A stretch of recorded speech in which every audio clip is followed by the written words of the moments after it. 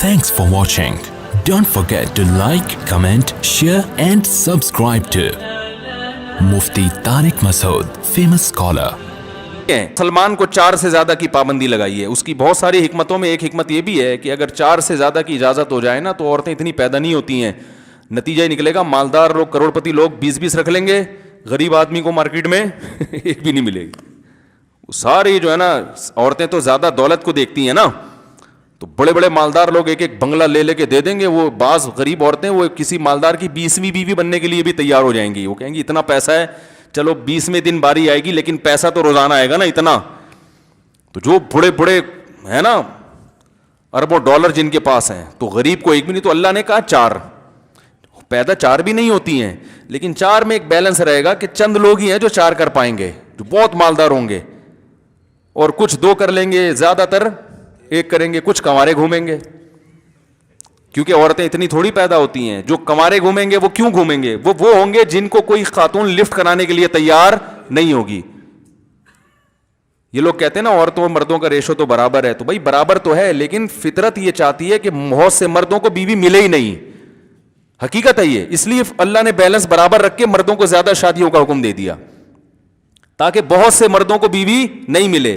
ان کا کیا قصور ہے؟ ان کا قصور یہ سٹے لگاتے ہیں, یہ شراب پیتے ہیں, یہ پائپ کے اندر بیٹھے رہتے ہیں, سارا دن سنوکر کھیلتے رہتے ہیں. یہ تو مردوں میں یہ بدماشیوں کا ریشو عورتوں سے زیادہ ہے. ان مردوں کی اللہ شادی چاہتا ہی نہیں ہے. نہیں یار یہ بات میرا خیال ہے.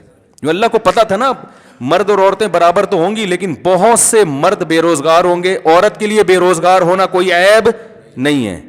بہت سے مرد نشے کے عادی ہوں گے, بہت سے مرد چور ہوں گے, ڈاکو ہوں گے. تو اللہ چاہتے ہیں کہ جب معاشرے میں پتہ چل جائے گا کسی خاتون کو کہ یہ چور ہے تو نہیں کرے گی, وہ کسی کی دوسری بیوی بن جائے گی, اس کی پہلی بننے کے لیے تیار نہیں ہوگی. تو اس میں عورت کا فائدہ ہے.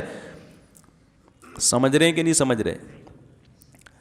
نہیں سمجھ رہے. جیسے جاتے ہیں نا ویسے کنوارے کے کنوارے آ کے اگلے بیان میں بیٹھ جاتے ہیں.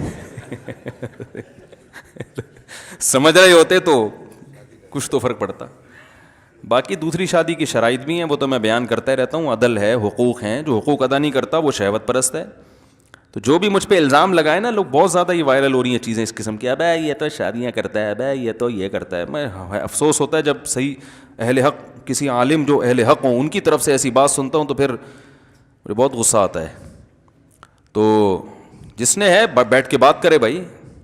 کوئی بھی اٹھ کے کسی پہ کچھ بھی لگا دے الزام, تو گورنمنٹ کی طرف کوئی پابندی تھوڑی ہے. بولتے رہو بیٹھ کے, آؤ بیٹھو ہمارے سامنے بیٹھو, کچھ نہیں کہیں گے, ثبوت پیش کرو, ٹھیک ہے نا. نہیں تو پھر ہم جو باتیں کریں گے پھر وہ بھی دوسری بات بھی سنو, پھر رائے قائم کرو. تو یہ بات یاد رکھو, اس زمانے میں زنا کرنے والے پر تہمتیں نہیں لگتی.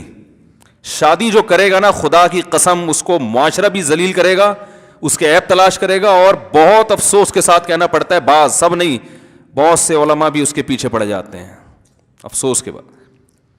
ابے یہ یوں ہے, ابے یہ یوں ہے, ابے یہ یوں کرتے رہیں گے.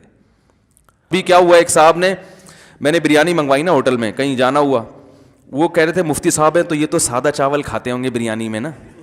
پتہ نہیں لوگوں نے ایک بزرگ, جن کو بزرگ سمجھتے ہیں ان کا کیا ہے, سادہ اسے سادہ سے لگا. میں نے کہا بھائی مسالہ ڈال اس میں, چٹپٹا کر اس کو. میں نے کہا ہم ہندوستانی لوگ ہیں, ہم چٹخارے دار چیزوں کے عادی ہیں. میں نے کہا اس کو ذرا لا لشپش قسم کا چٹخارے دار بنا اس کو. اور میں نے کہا تیری دیگ میں جتنی ہری مرچیں ساری ڈال کے لے آ. وہ پھر 1-2 لے کر آیا. میں نے کہا بھائی میں نے اردو میں کہا ہے جتنی ہری مرچیں ہیں نا دیگ میں ساری ڈال کے لے آ. میں نے کہا جب تک پسینہ نہ آئے نا مزہ تھوڑی آتا ہے.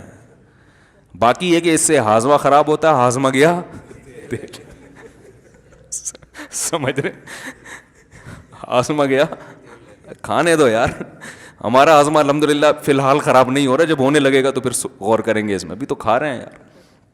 ہر چیز, ہر مسالے دار چیز ہر ایک کو نقصان نہیں میں ہری مرچیں بہت زیادہ کھاتا ہوں تو ہر چیز ہر ایک کو نقصان نہیں ہوتی. جو چیز, جن چیزوں کا بچپن سے عادی ہوتا ہے نا انسان, اس کا آپ 2 ہری مرچیں کھا لو آپ کا پیٹ خراب ہو جائے گا, ہم پھوڑ دیتے ہیں طبیعت سے. تو جس چیز کی بچپن سے عادت پڑی ہوئی ہو, یوز ٹو ہو جاتا ہے, اس کا پھر نقصان نہیں ہوتا. ہمیں مسالوں کی, چٹخاروں کی عادت پڑی ہوئی ہے.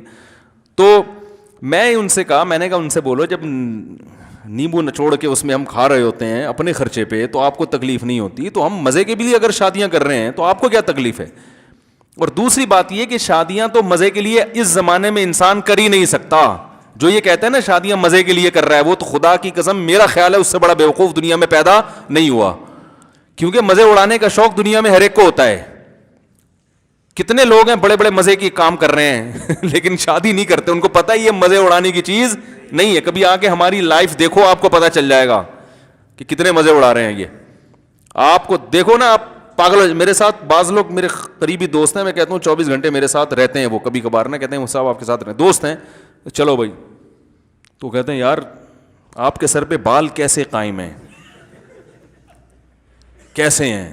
تو میں کہتا ہوں یہ قائم نہیں تھے, گر گئے تھے, دوبارہ نکالے ہیں بڑی محنت کر کے. حقیقت ہے. لوگ کہتے ہیں آپ یہاں بیٹھ کے مسکرا رہے ہیں ایسے خوشی ہے, تو یہاں بیٹھ کے مسکرا رہے ہیں نا اس لیے کہ یہاں بیٹھے ہوئے ہیں, ابھی گھر سے باہر ہیں. تو جو یہ کہتا ہے نا کہ یہ عیاشی ہے شادیاں کرنا, تو بھائی کر لو. اگر یہ عیاشی ہوتی تو ہمارے سابق صدر سب سے پہلے کرتے. یہ عیاشی ہے ہی نہیں, یہ تو بڑا ٹینشن والا کام ہے. تبھی میں لوگوں سے کہتا ہوں جہاد کے لیے کرو شادیاں, پھر کم عمر سے کرو, بیوہ سے کرو, طلاق یافتہ آپ کی مرضی ہے. ترجیح ہم اسی کو دیتے ہیں بھائی, بیوہ سے کرو تو زیادہ اچھا ہے, طلاق یافتہ سے کرو تو زیادہ اچھا ہے, کیونکہ کنواری کا تو کہیں بھی ہو جائے گا, بیوہ سے کرو تو زیادہ اچھی بات ہے نا. یہ اچھی بات ہے, کوئی فرض واجب نہیں ہے آپ کو. اگر کنواری مل رہی ہے اس سے کر لو آپ, اپنی ذمہ داری پہ کرو. پٹو گے تو ہمارے سامنے آ کے مت رو, یہ تو پٹتے ہیں بھائی, یہ تو اس کا حصہ ہے بھائی. یہ باقی یہ کہ پہلی بیوی کو ٹارچر کرنا ٹھیک نہیں ہے, بار بار بلا وجہ کرنا کرانا ہوتا نہیں ہے, اس کو ہر بات پہ تانے دیتے ہیں, یہ بھی غلط ہے. اور کرنا ہے تو سنجیدگی کے ساتھ, پہلی زوجہ کی محبت میں کمی نہیں آنی چاہیے, اس کو محبت سے تیار کرو, سمجھاؤ. دوسری بیوی کو پہلی کے ساتھ نہیں رکھ سکتے آپ, الگ گھر لے کے دینا پڑے گا, الگ گیس بجلی کا کرایہ سب الگ. اسلام میں یہ نہیں ہے کہ دوسری کو لا کے پہلی کے تھوپ دیا جائے اس کے, وہ کوئی اس کی بہن نہیں ہے. سگی بہنیں نہیں ایک ساتھ رہتی ہیں آج کل, سوکنوں کو کہاں سے لا کے ٹھوس رہا ہے صحیح ہے نا, یہ اس پہ ظلم ہے. الگ رکھو, اس کے حقوق میں کمی نہ آئے, اس سے محبت میں کمی نہ. یہ ساری شرطوں کے ساتھ شریعت ترغیب دیتی ہے, ان شرطوں کے بغیر ترغیب نہیں دیتی. تو یہ شرطیں پوری کریں اور پھر کریں, کیونکہ عورتیں بہت بیچاری طلاق یافتہ, بیوہ, ہر طرح کی عورتیں بھری ہوئی ہیں. ہر گھر میں مسئلہ ہے یا نہیں ہے, جہاں بیٹی پیدا ہوتی ہے ٹینشن میں آ جاتے ہیں لوگ. تو خیر, اب میں اصل بات کی طرف آتا ہوں جلدی سے. اصل بات تو یہ تھی, اب میں دوسری بات کی طرف آتا ہوں ٹھیک, لیکن بیان کے لحاظ سے اب میں اصل بات کی طرف آتا ہوں. Thanks for watching. Don't forget to like, comment, share and subscribe to Mufti Tariq Masood Speeches channel.